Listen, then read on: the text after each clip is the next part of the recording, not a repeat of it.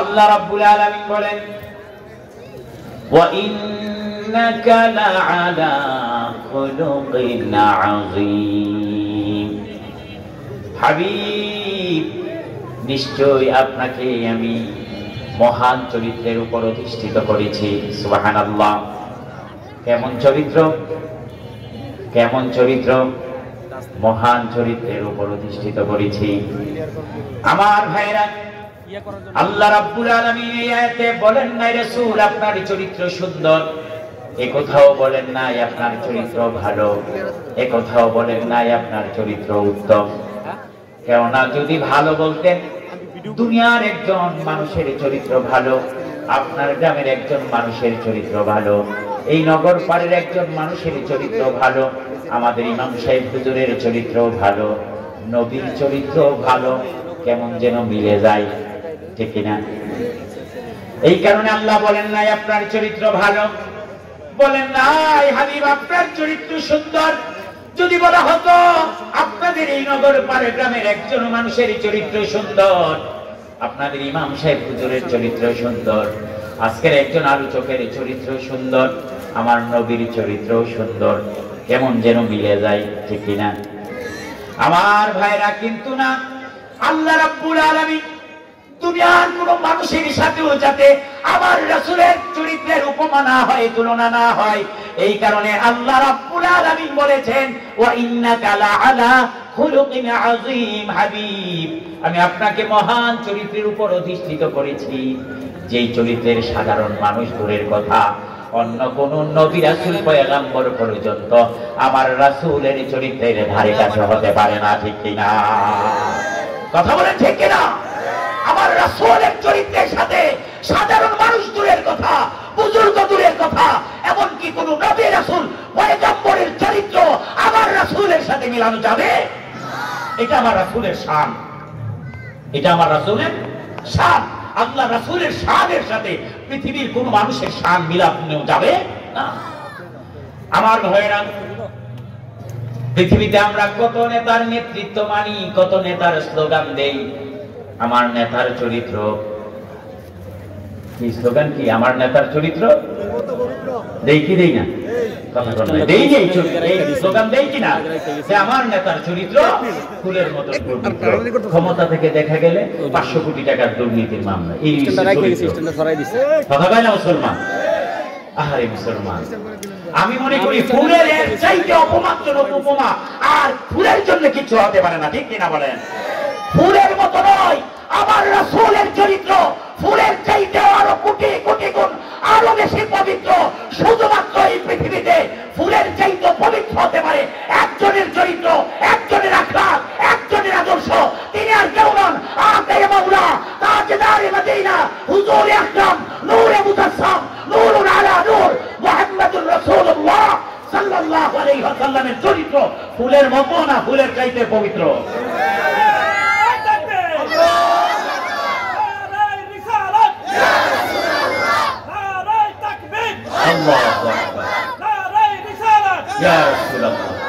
আমার কথা বলেন ভাইরা, ঠিক না বেঠিক?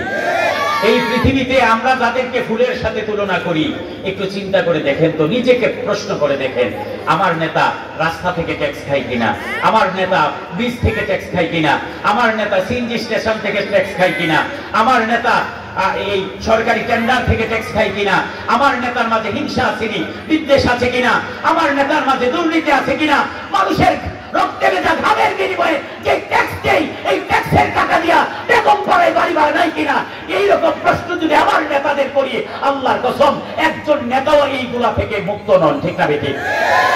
কিন্তু আমার নবী, কথা কেন, আমার নবী এইগুলির সাথে কোনো তুলনাই হতে পারে না, ঠিক কিনা বলেন? আমার ভাইরা, আল্লাহর হাবিব সাল্লাল্লাহু আলাইহি ওয়াসাল্লাম কোরআন প্রাপ্ত হওয়ার পর থেকে 40 বছর বয়স থেকে আল্লাহর হাবিব সাল্লাল্লাহু আলাইহি ওয়াসাল্লাম ওনার জীবনের শেষ পর্যন্ত দ্বীনের দাওয়াত দিয়েছেন। মক্কাতে 10টা বছর কাটিয়েছেন। অল্প কিছু মানুষ আল্লাহর রাসূলের কথা শুনেছে, অল্প কিছু মানুষ 10 বছরে। আল্লাহর হাবিব সাল্লাল্লাহু আলাইহি ওয়াসাল্লাম নবুয়তের 9ম বছর বয়সে আল্লাহর রাসূল তার প্রিয় দুইজন মানুষকে হারালেন। একজন উম্মাহাতুল মুমিনিনদের সরদার আম্মা জান খাদিজাতুল কুবরা রাদিয়াল্লাহু তাআলা আনহাকে তার কয়েক মাসের ব্যবধানে রাসূলের প্রিয় চাচা আবু তালেবকে হারালেন। দুইজন প্রিয় মানুষ চলে গেল রাসূলের জীবন থেকে। আল্লাহর রাসূল ব্যথিত মর্মাহত হলেন। মক্কায় ভালো লাগছেন না, নবীজি তায়েফে গেলেন, সেখানেও নির্যাতিত হয়েছেন। 10টা দিন কাটিয়েছেন, কেউ নবীজিকে একবেলা আহার তুলে দেয় নাই। এত কষ্ট করেছেন নবীজি। চলে এসেছেন আবার মক্কাতে। মক্কার মানুষগুলো আবার চিন্তা করলো, আম্মা জান খাদিজাতুল কুবরা রাদিয়াল্লাহু তাআলা আনহাও নাই, রাসূলের চাচা আবু তালেবও নাই, এখনই তো সময় নবীজিকে শেষ করে দেওয়া। এই চিন্তা তাদের মাঝে ঢুকলো। নাউজুবিল্লাহ, আরো জোরে বলেন নাউজুবিল্লাহ। আমার ভাইরা, তারা দারুণ দোয়াতে বৈঠকে বসলো। সিদ্ধান্ত হলো আল্লাহর রাসূলকে জীবিত অথবা মৃত যদি ধরে এনে দিতে পারে 200টা উট পুরস্কার দেওয়া হবে। নাউজুবিল্লাহ। পুরস্কার কি? 200 উট পুরস্কার দেওয়া হবে যদি নবীজিকে জীবিত অথবা মৃত ধরে এনে দেওয়া যেতে পারে। মানুষগুলো ছুটলো পাগল প্রায় হয়ে রাসূলের বাড়ির দিকে। আল্লাহর হাবিব সাল্লাল্লাহু আলাইহি ওয়াসাল্লাম হযরত আলীকে ডাকলেন, আলী, হে আলী, আমার পক্ষ থেকে তোমাকে একটা কাজ করে দিতে হবে। হযরত আলী ডাক দিয়ে কয়, ইয়া রাসূলুল্লাহ, ইয়া হাবিবাল্লাহ, আপনি আমাকে অনুরোধ নয়, আপনি আমাকে নির্দেশ করুন। আমি আলী আমার গর্দানটাকে কেটে আপনার পায়ের সামনে তুলে দিতে দ্বিধাবোধ করব না।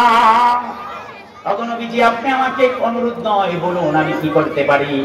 আল্লাহ রাসূল বললেন, আলী, তুমি আমার জায়গায় অবস্থান করবে, আমার ঘরে অবস্থান করবে। কেননা আমি যদি এখন আল্লাহর নির্দেশে মক্কা ছেড়ে মদিনার দিকে রওনা হয়ে যাচ্ছি, আমি যদি দেরি করি তাহলে আল্লাহ রাব্বুল আলামিনের নির্দেশ অমান্য করা হয়। আমি আল্লাহর নির্দেশ অমান্য করতে চাচ্ছি না রে আলী। হে আলী, তুমি আমার জায়গায় অবস্থান করবে, এই কারণে অবস্থান করবে। আগামী দিন যখন ভোর হবে, সকাল হবে, আরবের মানুষগুলো ছুটবে মুহাম্মদের বাড়ির দিকে। কেননা এখনো আরবের অসংখ্য বেদিন কাফের মুশরিকের আমানত আমার নবীর কাছে গচ্ছিত আছে। আল্লাহু আকবার। দিনের বেলা নেতা মানে আবু সুফিয়ান, উতবা, সাইবা, মুগিরাকে, আর রাতের বেলা অন্ধকারে তাদের মূল্যবান সম্পদগুলো রেখে যায় আমার নবীর কাছে। সুবহানাল্লাহ। বিশ্বাসী হলে না অবিশ্বাসী হলে? কথা কয় না কি হলে? এই কারণে রাসূলের সেই ছোট্টবেলা থেকে, ছোট্ট বয়স থেকেই আরবের কাফির বেদিন মুশরিকগুলা পর্যন্ত আমার নবীর উপাধি দিয়েছিল। কথা কয় না কি উপাধি? আমার ভাইয়ের, আল্লাহ রাসূল বললেন, আলী, আগামী দিন ভোর হলে, সকাল হলে তুমি তোমার নবীর পক্ষ থেকে তাদের আমানতগুলো যার যার বাড়িতে পৌঁছাই দিবা।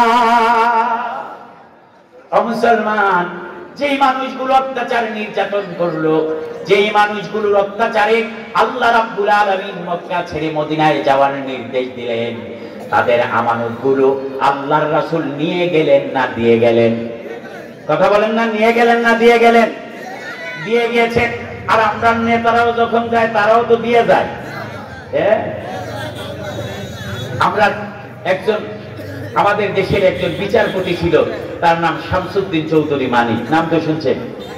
হ্যাঁ, নাম শুনছেন নি আপনারা? আহারে বেচারা, 2 দিন আগেও মিডিয়াতে, বিভিন্ন টকশোতে, টেলিভিশনে আমাদের মুসলমানদেরকে নিয়ে, কোরআনকে নিয়ে, আলেম ওলামাদেরকে নিয়ে এত বিসর্জন করেছে। আল্লাহর কসম করে বলি, কোন নেতা, নাস্তিক, মুরতাদ পর্যন্ত আলেম ওলামা ইসলামকে নিয়ে এত বিসর্জন করতে পারে না। ঠিক কিনা বলেন? এত বিসর্জন করেছে। এই লোকটা, এই ভালো মানুষটাও যখন বাংলাদেশ থেকে হালাই তোলা ছিল সিলেটের সীমান্ত দিয়া, কথা কয় না, সাথে কয় লাখ? সাথে 70 লাখ। 70 লাখ। কত লাখ? 70 লাখ লুয়ে রাখতেছে। আচ্ছা বলেন, একটা মানুষের ঘরে 70 লাখ টাকা ক্যাশ হালালের টাকা থাকতে পারে? কথা বলে থাকতে পারে? হাজার হাজার কোটি টাকার বিজনেস করে ওদের ঘরে তল্লাশি চালাইলো, 1-2 লাখ টাকা পাওয়া যায় না। ঠিক না বেঠিক? তার ঘরের ভিতরে 70 লাখ টাকা ক্যাশ লিয়া সে ভাগতাছে। সিলেটের ছেলে ভেলারও মাশাআল্লাহ এত ট্যালেন্ট, হেরে সীমান্ত পার করে দেওয়ার কথা বইলা এর দেহে বড় বড় ফুটলা দেখা যায়। কিতা পাইছা ফুটলার দিতে কি আছে, তোরারে দিব কিছু, চুক্তি করছে কিছু দিব। এরপরে দেখা গেছে আলহামদুলিল্লাহ টাকার ভান্ডেল খুলে দেখা গেছে শুধু টাকার টাকা, 70 লক্ষ টাকা নিয়ে ভাগতেছিল। মাশাআল্লাহ সিলেটের ছেলেপেলেরা কয়েকটা ভাতলা ভাতলা দিয়া কলা ভাতা ফুটাইয়া রাখে, 70 লাখ নাই। কথা বলে ঠিকটা দেখে হে মুসলমান, সাধারণত আমার দেশের একটা কর্মচারী হয়ে সে যদি দুর্নীতির পাহাড় করতে পারে, অথচ আমার রাসূল ছিলেন গোটা পৃথিবীর তামাম পৃথিবীর রাহমাতাল লিল আলামিন। আমার রাসূল যদি চাইতেন আরবের স্বর্ণের পাহাড়গুলা আমার রাসূলের কদম তলে আল্লাহ রাব্বুল আলামিন জমা করে দিতে পারতেন, ঠিক কিনা? কিন্তু আমার সেই নবী যখন মক্কা ছেড়ে মদিনায় যায়, একটা আমানতের অর্থ নিয়ে যায় না, সবগুলো আলীকে দিয়ে বুঝিয়ে দিয়ে গিয়েছেন। সুবহানাল্লাহ। আমার ভাইয়েরা, আল্লাহ রাব্বুল আলামিনের এই কারণেই তার হাবিবকে লক্ষ্য করে বলেছেন, হাবিব ওয়া ইন্নাকা লাআলা খুলুকিন আযীম, আমি আপনার মাঝে মহান চরিত্রের সন্নিবেশ ঘটিয়েছি, আমি আপনাকে মহান চরিত্রের অধিষ্ঠিত করেছি। ও আমার বন্ধু, এমন একটা চরিত্র আমি আপনাকে দান করেছি, পৃথিবীর অন্য কোন মানুষ, অন্য কোন জাতি, এমনকি কোন নবী রাসূল পয়গম্বর পর্যন্ত আপনার চরিত্রের ধারে কাছে হতে পারে। আমার ভাইয়েরা, আল্লাহ রাসূলের চরিত্রটা কেমন ছিল? আমার ভাইয়েরা, হাদিসগুলো যদি খুলে দেখা যায়, আল্লাহর কসম করে বলি, আমার রাসূলের চরিত্রের মাঝে এত সৌন্দর্য, এত বিনয় ছিল, এত সুন্দর আখলাক ছিল। আমার রাসূলের বিনয়ের মতন, এত সুন্দর আখলাকের মতন পৃথিবীর অন্য কোন আখলাক তুলনীয় হতে পারে? এত সুন্দর ছিল আমার রাসূলের চরিত্র। আমার ভাইয়েরা, রাসূলের চরিত্রের অনেক দিক আছে, অনেক পার্ট আছে। একটা পার্ট নিয়ে যদি আলোচনা করা হয় অনেক সময়ের দরকার। একটা বিষয় নিয়ে আমি কয়েকটা কথা বলতে চাই। আমার রাসূলের চরিত্রের মাঝে বিনয়, নম্রতা কেমন ছিল? সুবহানাল্লাহ।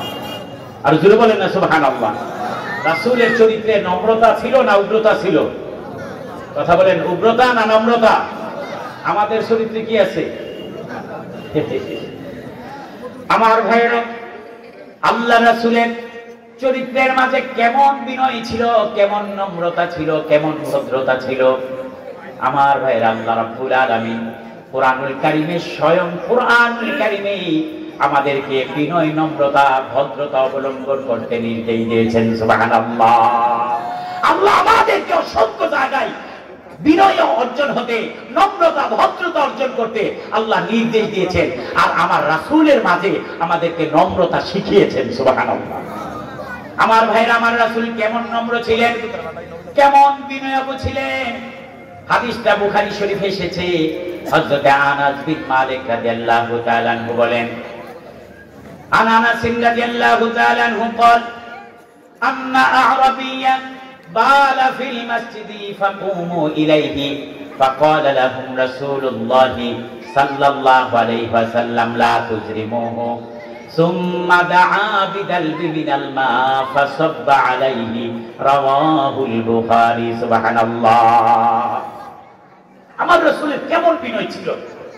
হযরত আনাস বিন মালিক বলেন, একদিন আমরা আল্লাহ রাসূলের সাথে বসা মসজিদে নববীতে, একটা আরবি আসলো, একটা বেদুইন আসলো, এসে মসজিদে প্রস্রাব করে দিতে লাগলো। নাউজুবিল্লাহ। মসজিদে কি করে দিতে লাগলো? আল্লাহ রাসূল হাজির আছেন, সাহাবায়ে কেরাম হাজির আছেন। আচ্ছা বলেন তো, আমাদের মসজিদে ইমাম সাহেবও আছে, আমরা খতিব সাহেবও আছি, মুসল্লিরাও আছে, এক লোক আইসা প্রস্রাব করে দিছে, অবস্থাটা কি হইব? বাইরে কন্যাই বলে তক্তা বানাই লিখবো, বুড়া বেড়াই করে বলা ভাই কি করবো? তাই ঠিক না বে ঠিক? কথা বলেন, ঠিক না বে ঠিক? আমার ভাইরা, হযরত আনাস বিন মালিক বলেন, যখন ওই ব্যক্তি মসজিদে এসে প্রস্রাব করে দিতে লাগলো, ফাকুমু ইলাইহি, আমরাও রাগান্বিত হয়ে দাঁড়িয়ে গেলাম। অর্থাৎ উনি বুঝাইতে চাইলেন আমরাও দাঁড়ালাম, তাকে কিছু বলবো, অথবা রাগান্বিত হয়ে দাঁড়ালাম। আল্লাহর হাবিব সাল্লাল্লাহু আলাইহি ওয়াসাল্লাম ফাকালা লাহুম রাসূলুল্লাহ সাল্লাল্লাহু আলাইহি ওয়াসাল্লাম লা তুজরিমুহু, আল্লাহর রাসূল বললেন, সাহাবারা, এই লোকটা যে কাজ করতেছে এই কাজে তোমরা বাধা দিও না। সুবহানাল্লাহ। আমরা ওইলে কইতে হইতে বড় ভাই কইতাছে কইনে তক্তা বানাইলে লইলে, আর আল্লাহ রাসূল কয় লা তুসরিমুহু সাহাবা, এই ব্যক্তিকে এই কাজে তোমরা বাধা দিও না। সুবহানাল্লাহ। আমার ভাইরা শুধু বাধা দিও না এই কথাই বলেন নাই, সুম্মা দাআ বিদালবি মিনাল মা, আল্লাহ রাসূল দুজন সাহাবীকে বললেন যাও যাও 2 বর্তন পানি আনো অথবা 2 বালতি পানি আনো।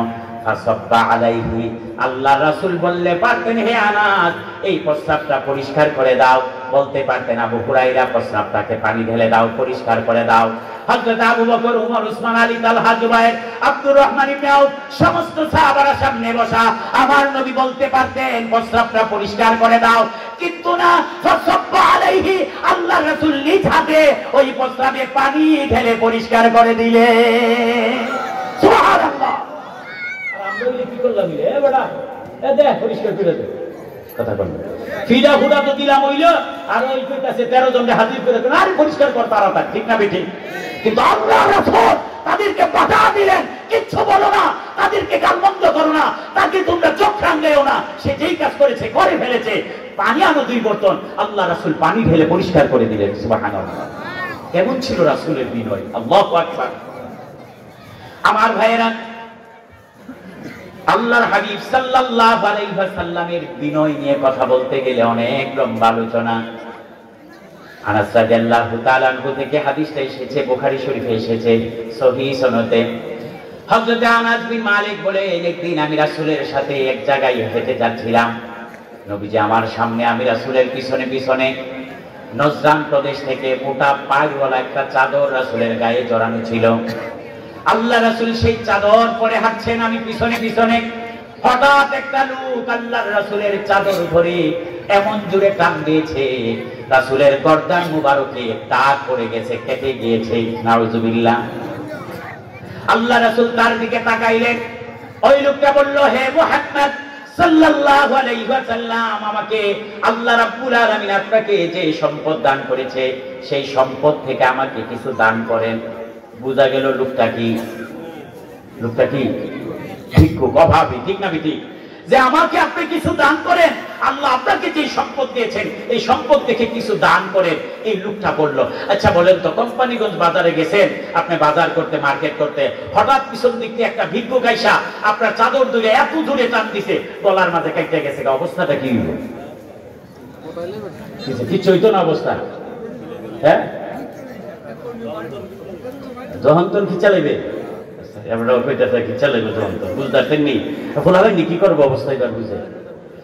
আমার ভাইয়েরা, দাগ যদি আমরা কাঁধে একটা পড়ে তার কাঁধ 10টা পড়বো, ঠিক না বেটি? আরে বেটা, ভিক্ষাই যদি তুমি না চাইতে পারো, আদবই যদি তুমি না জানো, আসছো কেন? 2-3 মাস ট্রেনিং নিয়ে আসো, ঠিক না বেটি? কিন্তু আমার ভাইয়েরা, আল্লাহর ফালতাফাতা ইলাইহি ফাদাহিকা, আল্লাহর হাবিব সাল্লাল্লাহু আলাইহি ওয়াসাল্লাম তার দিকে তাকাইয়া মুস্কি হেসে দিলেন। সুবহানাল্লাহ। সুম্মা আমারা লাহু বিআতা, এরপর আনাসকে লক্ষ্য করে বললেন, আনাস, হে আনাস, তোমার নবীর পক্ষ থেকে এই ব্যক্তিকে তুমি কিছু দান করে দাও। সুবহানাল্লাহ।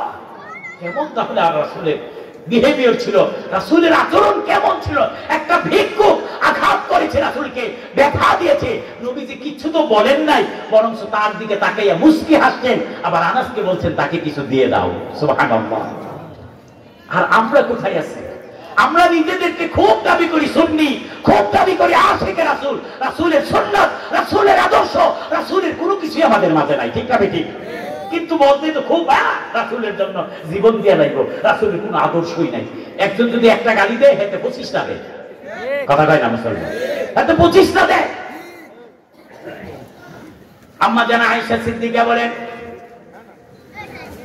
একদিন একটা ইহুদি আসলো, আসার পর আল্লাহর হাবিব সাল্লাল্লাহু আলাইহি ওয়াসাল্লামকে লক্ষ্য করে বলল, ফাকালু আসসালামু আলাইকুম, অর্থাৎ নবীজির কাছে আসছে ইহুদি, আয়েশা বল আসসালামু আলাইকুম, আসসালাম না, বলতেছে কি আসসালামু আলাইকুম, অর্থাৎ হে মুহাম্মদ তোমার ধ্বংস নিকটবর্তী হোক। নাউজুবিল্লাহ কইতেন না? আর জোরে কর না নাউজুবিল্লাহ। তোমার ধ্বংস নিকটবর্তী হোক। আয়েশা সিদ্দিকা কয়, আমি রাসূলের সাথে বসা, মেজাজ কি আর ঠিক থাকে? আমিও শুরু করলাম। আয়েশা সিদ্দিকা কয়, ওয়া আলাইকুম ওয়া লানাতুল্লাহি ওয়া গাযিবাল্লাহু আলাইকুম, তোর প্রতিও তোর ধ্বংস নিকটবর্তী হোক, তোর প্রতি আল্লাহ লানত, তোর প্রতি আল্লাহর গজব। আয়েশা সিদ্দিকা কইতেছে, আমরা যদি এডি কইতাম, ঠিক না ঠিক? এবার তুই আমার নবীকে বলতাছিস আমার রাসূলের ধ্বংস নিকটবর্তী হইতে তুই ফাজিল, তো স্পর্ধা তো কম না। আমরা হইলে আর কয়েক লাইন বাড়াই কইলাম, ঠিক না ঠিক? এই সালাম আমরা দেশও আছে, কথা কি সালাম আছে না?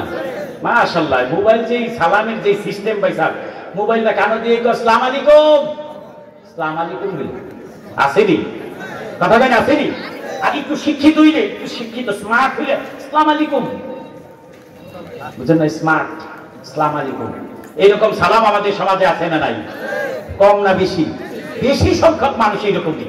রাস্তাঘাটে চলা বেড়ায় যেদিকে যাবেন দেখবেন অবস্থাটা এইরকম, আসসালামু আলাইকুম, ঠিক না ঠিক? সালামটা কিভাবে দিতে হয় একটু সবাই বলেন তো। মাশাআল্লাহ, এইটাই চালু রাখা চাই। আসসালামু আলাইকুম ওয়া রাহমাতুল্লাহি ওয়া বারাকাতুহু। আমার ভাইরা, সালাম শান্তি, তোমার প্রতি শান্তি বর্ষিত হোক, রহমত বর্ষিত হোক, মাগফিরাত বর্ষিত হোক, তোমার নাজাত হোক, তোমার হেদায়েত হোক, আল্লাহ তোমাকে জান্নাতবাসী করুক। সুবহানাল্লাহ, কত সুন্দর। আর আমরা আসসালামু আলাইকুম, শান্তি না গজব? কথা বল না, শান্তি না গজব? আমার ভাইয়েরা, এই সালামের প্রচলন এখন আমরা ভুলেই গেছি, ঠিক কিনা? একবারে নাই বললেই চলে। সন্তান পিতাকে সালাম দেয় না, পিতা বাবাকে সন্তানকে সালাম দেয় না, ঠিক নেই? ওই গুঞ্জরের মানুষ দেখলে সালাম দেয় ছেলে, আসসালামু আলাইকুম, যারা ভালো আছেন, আর আব্বারে দেখছে রাস্তা দিয়ে মাথাটা নিচে দিয়ে যায়, ঠিক না ঠিক? অথচ সালাম তো সবচেয়ে বেশি দেওয়া দরকার ঘরের মানুষগুলাকে, সালাম সবচেয়ে বেশি দেওয়া দরকার বাবাকে, সালাম সবচেয়ে বেশি দেওয়া দরকার মাকে, সালাম সবচেয়ে বেশি দেওয়া দরকার স্ত্রীকে, সালাম সবচেয়ে বেশি দেওয়া দরকার সন্তানকে, পরিবারের মানুষগুলোকে, ঠিক না ঠিক? এর মানে অন্য গ্রামের অন্য মুসলমানকে দিব না এইরকম নয়, কিন্তু আমরা পরিবারের ক্ষেত্রে একবারে কি কোন সালামের ক্ষেত্রে দেই না। পরিবারের মানুষ দেখলে আরে ও এবারে আবার কি সালাম দিয়ে আব্বইদ কথা কই, আর বাবা চিন্তা করে এতে তো আমার ঘরে রই, এতে আর কি সালাম দেয়। আর আমরা স্বামী স্ত্রী যারা আছি মাশাআল্লাহ, হ্যাঁ তা বড় গেলে কি আর সালাম, আগে কই না কই বিদা বিদি, কথা কই না? পোলা ভাই না তো ঠিক বুঝতেছেন বড় কি অবস্থা চলে, পোলা ভাই না যখন ঠিক কইছে এবার বুঝতেছেন না বড় কি চলে। নাউজুবিল্লাহ কোন, আর জোরে বলেন নাউজুবিল্লাহ। আল্লাহ রাসূলও যখন কারোর বাড়িতে যাইতেন সালাম ছাড়া কারোর ঘরে তিনি প্রবেশ করতেন না। হাদিস শরীফ হচ্ছে আল্লাহ রাসূল এক সাহাবীর বাড়িতে গেলেন, গিয়ে বলেন আসসালামু আলাইকুম ইয়া আহলাল বাইত।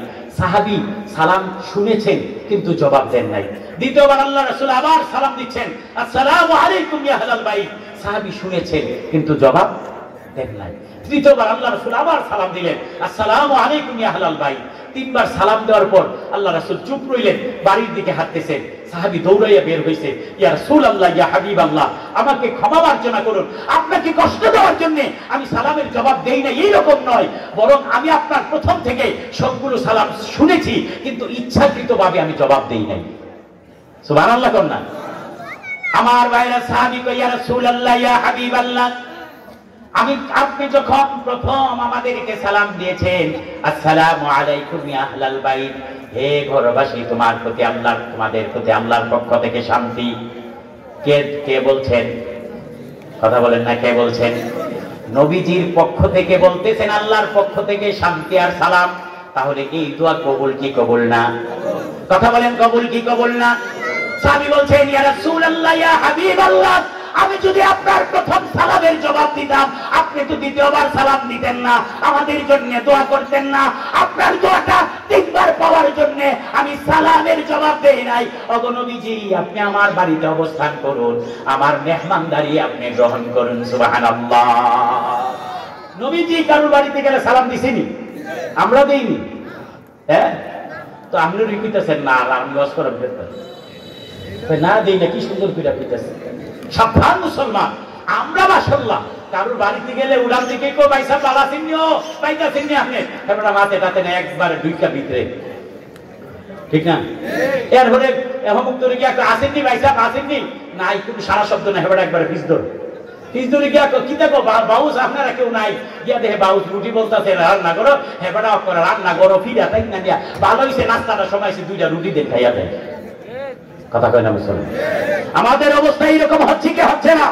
হে মুসলমান, আল্লাহর কসম করে বলি, রাসূলের আদর্শ হচ্ছে তুমি যদি কারোর বাড়িতে যাইবা তাদের অনুমতি নিয়ে বাড়িতে প্রবেশ করবা, সালাম দিবা, তারপর বাড়িতে প্রবেশ করবা, যদি অনুমতি আসে, না হয় ঢোকার কোনো সুযোগ নাই।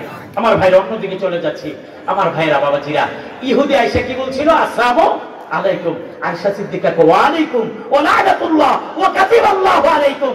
আল্লাহ রাসূল একটু কেমন যেন, আল্লাহ রাসূল একটু আনমনা হলেন, ডাক দিয়ে বললেন, মাহলা ইয়া আয়েশা, হে আয়েশা তুমি থেমে যাও, ওয়া আলাইকা বিররিফ ওয়া ইয়াকি ওয়াল উলফা ওয়াল ফুহশা। হে আয়েশা, তোমাকে আল্লাহ কঠোর হতে বলেন নাই, তোমাকে কোমল হতে নির্দেশ দিয়েছেন। সকল প্রকার অশালীনতা, সকল প্রকার অধ্যত্ততা পরিহার করতে আল্লাহ নির্দেশ দিয়েছেন। সুবহানাল্লাহ। আর জোরে বলেন সুবহানাল্লাহ। আর আমরা হইলে কি কইলাম? হইলে আমার মুরিদের সামনে আমার কেউ গালি দিলে, মুরিদ যদি গালিটার পাল্টা না দিলে আমি তো খুশি হইলাম। হইলে তুই কি আর মুরিদ বাদ বেড়া, কথা বল, তুই আমার কে মুরিদ হইলি বেটা? হেতে আমার তিনটা কয়ে গেল না, তুই বসিস না কইলি তুই আমরা, তুই আমার মুরিদ, ঠিক না বেঠিক? রাসূলের আদর্শ কোথায় আর আমার আদর্শ কোথায়? আমার ভাইরা বাবাজিরা, আল্লাহর হাবিব সাল্লাল্লাহু আলাইহি ওয়াসাল্লাম এমন কোমল হৃদয়ের মানুষ ছিলেন, এমন কোমল আদর্শের মানুষ ছিলেন, এমন নম্র ভদ্র মানুষ ছিলেন। আল্লাহর কসম করি বলি, দুনিয়ার কোন মানুষের আচার আচরণ ব্যবহার আমার রাসূলের সমতুল্য হতে পারে? আমার ভাইরা, আমাদের ব্যক্তিগত ব্যাপারে আমাদের আচার আচরণ, আমাদের বিহেভিয়ার সম্পর্কে সবচাইতে বেশি জানে আমাদের পরিবারের মানুষগুলো, ঠিক কিনা? আর পরিবারের মানুষগুলোর মাঝে সবচাইতে বেশি জানে আমাদের স্ত্রীরা। কারা জানে? আমাদের স্ত্রীরা। স্ত্রীদের চাইতে আমাদের ব্যক্তি লাইফ সম্পর্কে এর চেয়ে বেশি ভালো কেউ জানে? চেয়ারম্যান আর কি, চেয়ারম্যান আছে না, বেচারা মাহফিল থাকে 2-3টা প্রতিদিন। এই 3টা মাহফিল সাইরা 1টার সময় বাড়ি যায় আর কি। বাড়ি গেলে হেবেড়ি কয়, তোমার অন্তরে আমাদের সময় হলো, তুমি যাও মাহফিলে গিয়ে ঘুমাই থাও। বুঝেন নাই আপনারা? বুঝেন নাই? অর্থাৎ গড়ে গেলে হেবেড়া চেয়ারম্যান, কি আর চেয়ারম্যান, হেবেড়া তো আমরা হাতের বাপে না, ঠিক না ঠিক? আমার ভাইরা, আল্লাহর হাবিব সাল্লাল্লাহু আলাইহি ওয়াসাল্লাম ওনার পরিবারের সাথে কেমন ব্যবহার করতেন, আমরা কেমন ব্যবহার করি একটু মিলান। হযরত আসওয়াদ, হাদিসটা বুখারী মুসলিম শরীফে এসেছে সহিহ সনদে। হযরত আসওয়াদ রাদিয়াল্লাহু তাআলা আনহু বলেন, একদিন আম্মা জান আয়েশা সিদ্দিকা রাদিয়াল্লাহু তাআলা আনহাকে আমি জিজ্ঞাসা করলাম, সাহাবাত আয়েশা রাদিয়াল্লাহু তাআলা আনহা, মা কানা ইয়াকুনু নবী সাল্লাল্লাহু আলাইহি ওয়াসাল্লাম ইয়াসনাউ ফি বাইতিহি। হযরত আসওয়াদ রাদিয়াল্লাহু তাআলা আনহু বলেন, আমি আল্লাহর হাবিব সাল্লাল্লাহু আলাইহি ওয়াসাল্লামকে জিজ্ঞাসা করলাম, আম্মা জান আয়েশা সিদ্দিকাকে জিজ্ঞাসা করলাম, আম্মা জান, আল্লাহর রাসূল যখন ঘরে আসেন তিনি ঘরে আসলে কেমন ব্যবহার করেন? সুবহানাল্লাহ। ঘরে আসলে তিনি কেমন ব্যবহার করেন? আম্মা জান আয়েশা সিদ্দিকা রাদিয়াল্লাহু তাআলা আনহা বলেন, আল্লাহর হাবিব সাল্লাল্লাহু আলাইহি ওয়াসাল্লাম যখন ঘরে আসেন, قالت عائشة رضي الله تعالى عنها يكون النبي صلى الله عليه وسلم মেহনাতা আহলিহি আই খিদমাতা আহলিহি। আল্লাহর রাসূল যখন ঘরে আসতেন তিনি আমাদের খেদমতের আশা করতেন না, বরং তিনি পরিবারের মানুষগুলার খেদমতে সময় কাটাতেন। সুবহানাল্লাহ। তিনি আমাদের খেদমতের আশা করতেন না, বরং তিনি আমাদের খেদমতে তিনি সময় কাটাইতেন। সুবহানাল্লাহ। আর আমরা দোকানদারি করে বাড়ি গেছি রাত 10টার সময়, পানিটা দিতে একটু দেরি হয়েছে আর কি, কথা কয় না, কি দিতে? পানি দিতে। মনে করে হেবিডি তো নাই, হেবিডি 14 গোষ্ঠী সুদ্ধা নাই, কথা কয় না, পানিটা দিতে এত দেরি হইল কেন? হ্যাঁ, মনে হইতেছে এবারে সব উল্লেই হচ্ছে, আর বাড়ি তারা খালি বইয়া বইয়া চেয়ারও বইয়া বইয়া খালি ঘুমাইছে নাকি? সাবধান মুসলমান। আম্মা জান আয়েশা সিদ্দিকা বলেন, দু জাহানের বাদশা যখন পরিবারে আসতেন, আমাদের ঘরে আসতেন, তিনি খেদমতের আশা করতেন না, বরং তিনি আমাদের খেদমতে সময় কাটাইতেন। সুবহানাল্লাহ। এমন ছিল আমার রাসূলের ব্যবহার, এমন ছিল আমার রাসূলের আদর্শ। আর আমরাটা কই? আমাদের আদর্শ কোথায়? আমার ভাইরা,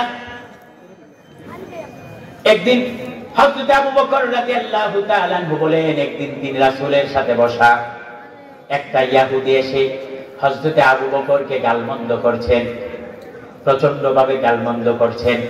আবু বকর চুপ রইলেন, কোনো জবাব দিলেন না। আবার ইহুদি গালমন্দ করছে, আবু বকর চুপ রইলেন, জবাব দিলেন না। যথেষ্ট পরিমাণ গালমন্দ করেছে, আবু বকর জবাব দেন, আমার রাসূল মুস্কি মুস্কি হাসতেছেন। সুবহানাল্লাহ, নবীজি মুস্কি মুস্কি হাসতেছে আর ইহুদি আবু বকরকে গালিগালাজ করতেছে। তো একটা পর্যায়ে আবু বকর আর ধৈর্য ধরতে পারলেন না, আবু বকর ওই ইহুদির পাল্টা জবাব দেওয়া শুরু করলেন। আল্লাহ রাসূলের চেহারাটা মলিন হয়ে গেল, নবীজি উঠে দাঁড়িয়ে গেলেন যে এখান থেকে চলে যাবেন। হযরত আবু বকর আল্লাহ রাসূলের পা জড়িয়ে ধরলেন, ইয়া রাসূলুল্লাহ, ইয়া হাবিবাল্লাহ, ইহুদি এতক্ষণ আমাকে গালিগালাজ করলো, আপনি মুস্কি মুস্কি হাসলেন, আমি যেই একটা জবাব দিলাম আপনার চেহারাটা মলিন হয়ে গেল, আপনি উঠে দাঁড়িয়ে গেলেন। আল্লাহ রাসূল কয়, আবু বকর, আমি যা দেখি তুমি তো তা দেখো না। হে আবু বকর, যতক্ষণ তুমি চুপ ছিলা, তোমার পক্ষ থেকে জবাব দেওয়ার জন্য আমার আল্লাহ একজন ফেরেশতা নিযুক্ত করে দিয়েছিলেন। তুমি যতক্ষণ চুপ ছিলা, তোমার হয়ে এই ফেরেশতা তোমার পক্ষ থেকে তার গালিগালাজের প্রত্যেকটা কথার জবাব দিচ্ছিল। এইগুলি দেখে দেখে আমি নবীজি মুস্কি হাসতেছিলাম। সুবহানাল্লাহ। হে আবু বকর, যখন তুমি তার কথার, তার গালাগালাজের জবাব দিতে শুরু করলাম, আল্লাহর পক্ষ থেকে যে ফেরেশতা এসেছিল সেই ফেরেশতা চলে গেছে, অর্থাৎ তোমার জবাব তুমি দিচ্ছ, এই কারণে আমার আল্লাহ তার রহমতের ফেরেশতা উঠিয়ে নিয়ে গেছে। অথচ আজকে এই দুনিয়াতে কেউ যদি আমারে একটা কয়, তারে 25টা জবাব না দেওয়া পর্যন্ত শরীরে রাগ উদ্যমিতে না। ঠিক না বেঠিক? আগে তো নিজের ঠিক করতে হইব। কি ঠিক করতে হইব? তে আমার আব্বারে লইয়া গালি দিছে, তার 14 গোষ্ঠী লইয়া আমি গালাগালি। ঠিক না বেঠিক? কথা বলেন, ঠিক না বেঠিক? রাসূলের কি আদর্শ আমরা গ্রহণ করতে পারছি? আমার ভাইরা, আজকের এই মাহফিলে যদি একটা অগান্তুক আসে, অপরিচিত ব্যক্তি যদি এই মাহফিলে আসে, এখানে কে আলোচনা বক্তা, কে আলোচনা করতেছে আর কে শ্রোতা, সেই অগান্তুক ব্যক্তিটা বুঝবে না। কথা কোনটা বুঝবে কিনা? বুঝবে না। কারণ কেন বুঝবে? যে এই বক্তার জন্য, আলোচকের জন্য কত সুন্দর মঞ্চ তৈরি করলেন, কত সুন্দর চেয়ার দিলেন, টেবিল ব্যবস্থা করলেন, কত সুন্দর সাজাইলেন, মাইকের ব্যবস্থা করলেন, সব কিছু এত সুন্দর করেছেন, একটা মানুষ দেখলেই বুঝে এখানে বক্তাকে আর শ্রোতাকে। ঠিক না বেঠিক? হযরত আনাস বিন মালিক বলেন, হাদিসটা বুখারী শরীফে এসেছে, একদিন আমরা আল্লাহর হাবিব সাল্লাল্লাহু আলাইহি ওয়াসাল্লামের সাথে বসা ছিলাম, নবীজির দরবারে বসা। একটা অগান্তুক দূর দেশ থেকে একটা অপরিচিত মানুষ আসলো, আয়েশা তার বাহনটাকে একটা কোন কিছুর সাথে বাঁধলো, এরপর আমাদের কাছে আসলো, আমরাও বসা, নবীজিও সেখানে বসা। আল্লাহর হাবিব সাল্লাল্লাহু আলাইহি ওয়াসাল্লামকে ওই অগান্তুক চিনতে পারলেন না, নবীকে আর নবীর উম্মতকে, কে রাসূল আর কে রাসূলের উম্মত, এটা চিনতে পারলেন না। ওই অগান্তুক ব্যক্তি আয়েশা প্রশ্ন করলো, আইয়ুকুম মুহাম্মদ, তোমাদের মাঝে মুহাম্মদ কে? আমার নবীজি সাহাবীদের সাথে এমন ভাবে মিলে মিশে বসা ছিলেন, এমন ভাবে একাকার হয়ে বসা ছিলেন, এখানে নবীকে আর নবীর উম্মতকে এটা তারা আলাদা করতে পারে নাই। জিজ্ঞাসা করতে চাই, আইয়ুকুম মুহাম্মদ, তোমাদের মাঝে মুহাম্মদ কে? একজন দাঁড়ায় বলল, আমার নবীকে তুমি চিনো না? ওই যে সুন্দর সমুজ্জ্বল সুশ্রমণ্ডিত মানুষটা, উনি হলেন আমাদের নবী মুহাম্মাদুর রাসূলুল্লাহ। সুবহানাল্লাহ। রাসূল সাহাবাদের সাথে এমন ভাবে মিলে মিশে থাকতেন, একজন দূর দেশ থেকে অপরিচিত মানুষ আসলে বুঝতেও পারতেন না এটা নবীকে আর নবীর উম্মতকে, এখানে সাহাবীকে আর রাসূলকে বুঝতেই পারতেন না। সুবহানাল্লাহ। কেমন ভাবে তারা মিলে মিশে থাকতেন, কেমন ভাবে আল্লাহ রাসূল মিলে মিশে তাদের সাথে চলতেন। আল্লাহু আকবার। আর আমরা ভাব ঠাপ দেখলে মনে হয় কি জানি একটা হইয়া গেছি। ঠিক না বেঠিক? হাবিব বাবারে এবারে কিছু একটা হইয়া গেছে। লা হাওলা ওয়ালা কুওয়াতা ইল্লা বিল্লাহ। আমার ভাইরা, রাসূলের বিনয়ের চাইতে এই পৃথিবীর শ্রেষ্ঠ বিনয় আর কারো হতে পারে না। আমার রাসূল যদি এমন বিনয়ী হয়, তাহলে আমরা তো আরো বেশি হওয়ার কথা ছিল। ঠিক না বেঠিক? ওই রাসূলের আদর্শ কিছুই তো আমাদের মাঝে নেই। আমার ভাইরা, আল্লাহর হাবিব সাল্লাল্লাহু আলাইহি ওয়াসাল্লাম এমন বিনয়ী ছিলেন, এমন বিনয়ের মূর্তি প্রতীক ছিলেন। হযরত আনাস রাদিয়াল্লাহু তাআলা বলেন, আমি নবীজির খেদমত করেছি 10টা বছর। কত বছর? 10 বছর আমি আমার নবীর খেদমত করেছি। এই 10 বছরের মাঝে আমার নবী একটা বারের জন্য আমাকে কোনোদিন ধমক দেয় নাই, এই কথা বলে নাই, আনাস এই কাজটা করলে কেন অথবা এই কাজটা করলে না কেন, এই কথাটা পর্যন্ত আমার নবী কোনোদিন বলে নাই। সুবহানাল্লাহ। আচ্ছা বলেন, আমরা আমাদের বাড়িতে, দোকানপাটে, আমাদের অফিস আদালতে কর্মচারী নিয়োগ করি কি করি না? কথা করি কি করি না? মাসে 1-2 ধমক দেই না, আরো কিছু বেশি দেই। ডেলি ওই চাচা কইতাছে ডেলি দেই, ঠিক না বেঠিক? কতবার যেতে এটার কোনো হিসাব নাই, ঠিক কিনা? হযরত আনাস বলেন, আমি রাসূলের খাদেম ছিলাম 10টা বছর। এই 10টা বছরের মাঝে আল্লাহর রাসূল একটা দিনের জন্য আমাকে কোনোদিন ধমক দেয় নাই। সুবহানাল্লাহ! কেমন আদর্শ তাহলে রাসূলের! একটা ধমক দেন নাই আল্লাহর রাসূল আনাসকে। আর আমরা ফিডাইয়া ফুডাইয়া আড্ডি কুটি বেরেতি ভাঙ্গালাই, এইরকম নজির আমার বাংলাদেশে আছে না নাই? দেখাতে কাজের মেয়ে রাখছে, হারি কত নির্যাতন যে কাজের মহিলাদের উপর, কাজের মেয়েদের উপর, এটার কোনো হিসাব নাই, ঠিক কিনা? কয়েকদিন পরে খালি সাংবাদিক করতে পারবো, কয়েকদিন পরে খালি পত্রিকায় আসছে যে এমুকের কাজের মহিলাকে অত্যাচার নির্যাতন করে হসপিটালে ভর্তি করার কাজ লাগছে। হচ্ছে কি হচ্ছে না? আর আনাস বলতেছেন 10টা বছর খাদেম ছিলাম রাসূলের, কোনোদিন রাসূল একটা ধমকও দেন নাই। তাহলে এই বিনয়ের দরকার আমাদের আছে না নাই? কথা বলেন, আছে না নাই? কিন্তু আমাদের মাঝে আছে এই বিনয় না। কি এর আমাদের মাঝে? আমি একটা কিছু হইয়া গেছি কেন? আমি এত বড় বক্তা, আমি এত বড় আলোচক, আমি একটা চেয়ারম্যান, আমি একটা এমপি, আমার কি খেলাটা কম নাকি? কথা বলেন না, ঠিক না বেশি? খেলাই তো আমরা ঠেলাঠেলি তো থাকতে পারি না। আশ্চর্য মুসলমান, আশ্চর্য মুসলমান। আর চেয়ারম্যানে কি ঠেলা দিব? চেয়ারম্যান ফুটপাতি দ্বারা ঠেলাই তো আমরা থাকতে পারি। কথা বলেন না, ঠিক না বেশি? চেয়ারম্যান তো নিবন্ধন সিগনেচার করতে করতে হেবেটার জীবন শেষ, বুঝলেন নাই? নিবন্ধনের যেই অবস্থা হয়ে গেছে, আব্বার নাম, আম্মার নাম, নিজের নামে। আর ওখানে আপনার ওই যে ইএফটি টিএফটি কিটা হইব, কলেজের বেতনই পাইতেছি না, কয়েক মাস কি হয়েছে, নামের ঠিক নাই। যারা শিক্ষক আছে তারা তো যাবে, ঠিক নেই? আমার ভাই তৃতীয় দাবে এসে, আমার বেতন এসে তৃতীয় দাবে, খাই কিতাব কোন তো আপনারা। চেয়ারম্যান কি বলবে? চেয়ারম্যানের যারা সাঙ্গভঙ্গ থাকে তাদের অত্যাচারে এলাকায় থাকা যায় না, ঠিক না দেখে? অথচ আমার নবী কেমন নবী? শুধু মানুষের নবী না, শুধু জিন জাতির নবী না, শুধু এই দুনিয়ার নবী না, শুধু আকাশের নবী না। আমার রব যত জায়গায় রব্বুল আলামিন, আমার নবী তত জায়গায় রহমাতাল লিল। সেই নবী, সেই নবীর ব্যবহার, আচার, সেই নবীর বিহেভিয়ার, সেই নবীর আচার আচরণ যদি এইরকম হয়, তাহলে আমরা তো সেই নবী কেন?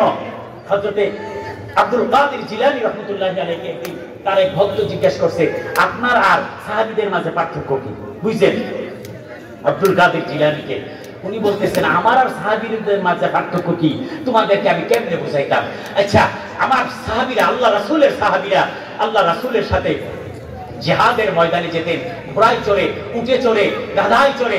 এই জিহাদের ময়দানে যাওয়ার সময় ঘোড়ার পায়ের আঘাতে যেই বালুগুলো, ধূলিকণাগুলো বাতাসে উঠতো, আমি আব্দুল কাদের জিলানীর সাথে সাহাবাদের এমন তুলনা হয় না। আল্লাহু আকবার! তো যাকে আমরা বড় পীর বলি, উনি যদি বলেন আমরা এত ছোট, আর আমার নবী তাহলে কত বড়! সুবহানাল্লাহ! সাহাবীদের সাথে যদি একজন বড় পীর তিনি এমন ভাবে তুলনা করেন, আর আমার রাসূলের তুলনা পৃথিবীর কোন মানুষের সাথে হতে পারে? হতে পারে? কিন্তু সেই রাসূলের উম্মত হইয়া, সেই রাসূলের অনুসারী হয়ে, সেই রাসূলের উম্মত হয়ে আজকে আমাদের অধ্যত, আমাদের অহংকার, আমাদের দাম্ভিকতায় মনে হয় যেন আমরা কি একটা হয়ে গেছে, ঠিক না বেঠিক? আমার ভাইয়েরা, আল্লাহ রাব্বুল আলামিন কোরআনুল কারীমে বলেছেন, ওয়ালা তামশি ফিল আরদি মারহান ইন্নাকা লান তাখরিকাল আরদা ওয়ালান তাবলুগাল জিবালা তুলা। আল্লাহু আকবার! আমার ভাইরা, আমার আল্লাহ কত চমৎকার করে উদাহরণ দিয়েছে। হে দুনিয়ার মানুষ, তোমরা কি নিয়ে অহংকার করো, কি নিয়ে তোমরা গর্ব করো, কি নিয়ে তোমরা দাম্ভিকতা দেখাও? অথচ তোমরা তো তোমাদের পায়ের আঘাতে তো জমিনটা ফেটে যাবে না, ফাটবে নাকি? কথা বল। আমাদের পায়ের আঘাতে জমিন ফেটে যাবে, অথবা এরকম কি হবে আমাদের উচ্চতা পাহাড় ছাড়িয়ে যাবে, এরকম হবে নাকি? আমার ভাইরা, আল্লাহ বলছেন, ওয়ালা তামশি ফিল আরদি মারহা, তোমরা জমিনের মাঝে অধ্যতভাবে চলাফেরা করো না, কেননা তোমাদের পায়ের আঘাতে মাটিও ফাটবে না, আবার তোমাদের উচ্চতায় পাহাড়কেও ছাড়িয়ে যেতে। এগুলো উচ্চতা কেন, দাম্ভিক কেন, অহংকার কেন? আমার